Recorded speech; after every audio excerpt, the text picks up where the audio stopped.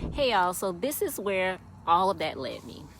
When I look at this garden, at my current setup, I don't just see raised beds. I see every version of how we got here.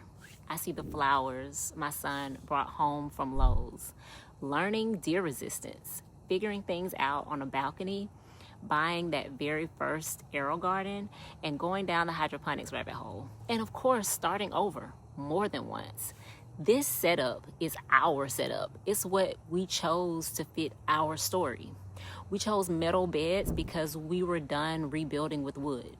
We chose something that could move because life changes. We set up soaker hoses from the beginning because we needed something that works when I can't. This time around, my husband didn't have time to build, so we chose something that was pre-built. This garden isn't about doing things the right way. It's about doing what works for our life. And I hope you do that too. Everything we've tried, hydroponics, containers, raised beds, none of it was wasted. It taught us how to build a garden that actually supports us in our life.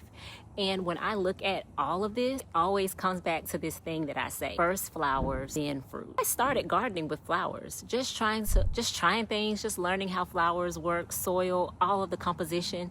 And over time, it turned into this. We planted the seed and now we're living in the fruit of it.